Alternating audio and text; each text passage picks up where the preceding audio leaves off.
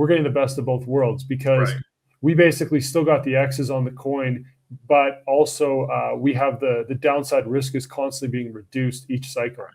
And so, but we still got the multiples. So it's people coming in later into the game, like once Bitcoin's over 100,000, and once it starts moving up to these higher market caps, like you said, it's going to hit $1 million.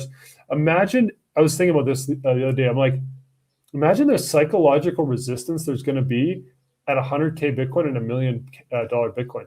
Like the amount of resistance at $1 million Bitcoin, how many people are going to have, a couple Bitcoin or one Bitcoin that are going to be realizing, like, it's just psychologically, like it's going to be such a hard barrier to get over.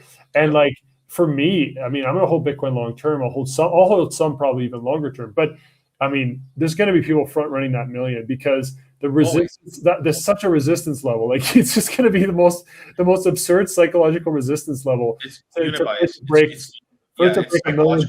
unit bias and all How that. hard is it going to be for someone to buy a Bitcoin over $1 million?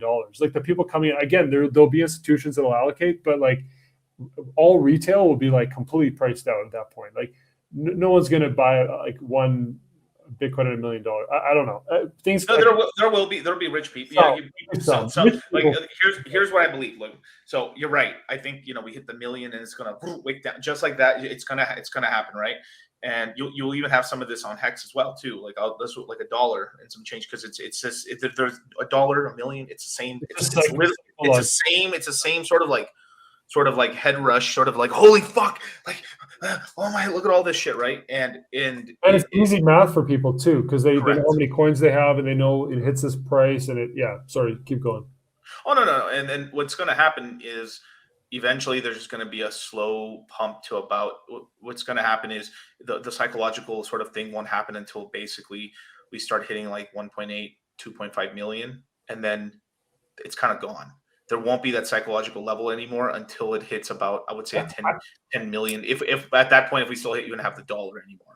Well, I mean, and what'll happen is there's just no one going to be like at that when those high numbers, like there's just no one that's going to be pricing Bitcoin in Bitcoin terms anymore. Like they're going to have to denominate it in another way of doing it because it's like a stock split. Like they're going to have to be like, you know what, this unit bias is becoming so against us. We have to reprice it. We have to figure out a way to create Satoshis and do it, price it differently because it's just going to become so bad for the unit bias. I bet you it'll happen before $1 million. I bet you, even around 500 million or 500,000, the community is going to have to come together and say, guys, we got to change this. Like it's just too much of a barrier of entry. We need to reprice it. We got to get that unit bias way down. Like somehow divide everything by 1,000. Like just get right. I mean, I personally, I've taken flack for this, saying that like I truly, like, hand on the Bible, I believe that this may not happen until the mid 2030s or the 2040s, but we're going to see a collusion event in a way where like if let's just say this whole Bitcoin narrative does really like, and I think it will, but if this whole Bitcoin narrative or this kind of cryptoization of the entire world, where BTC is really one of these main reserve assets of the world, you're going to have more centralization between large corporations and nations being the main miners because they can essentially afford to have free electricity, and it's strategically important for them to do so. That I truly believe that they're going to add a permanent inflation rate to BTC at some point because you have enough halvenings, there's not enough BTC coming out, and if let's just say if you believe the whole kind of Bitcoin narrative that all these fucking all these fuckwit like maxis believe and stuff, that like because like the mental masturbation that a lot of maxis have is like, I have one Bitcoin and as soon as there's no more Bitcoin, I'll own all the resources and like I'm perma rich forever, and like it's sort of the same sort of thing when like people mentally like masturbate over like the zombie apocalypse and like, oh my god, I'm gonna be like I'm gonna survive the zombie apocalypse because I'm prepping right now, and then I'm gonna have all these beautiful women come to me. Like it's like a lot of that, it's that whole survivor. There is like this whole thing of like, you guys are stupid because you guys aren't prepping right now for like the zombie apocalypse, and then when that happens, I'll basically inherit the earth. and there's a bit of that in the maxi like Bitcoin narrative, whether they know it or not.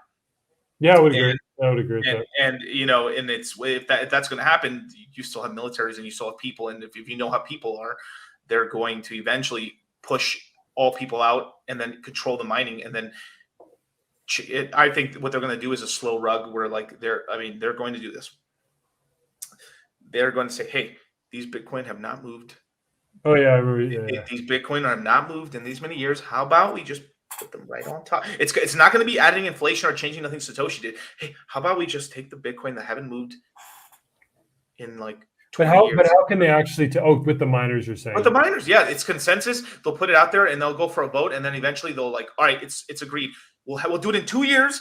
They're gonna be really like chicken shit Yeah. careful about it, and they're gonna say, you guys move your coins one Satoshi has to move in the wallet, and then your coins will stay safe. You guys, they'll do it for 4 or 5 years, spreading it out, and then 3, 2, 1, they'll put the money right back on top, and then the mining reward will go back up, and then but eventually what'll happen is they'll go through all those coins, and then they'll add a permanent inflation rate. Yeah. If all the world is really like on top of the Bitcoin narrative, right? Eventually, that's going to happen because you need inflation. You do need inflation.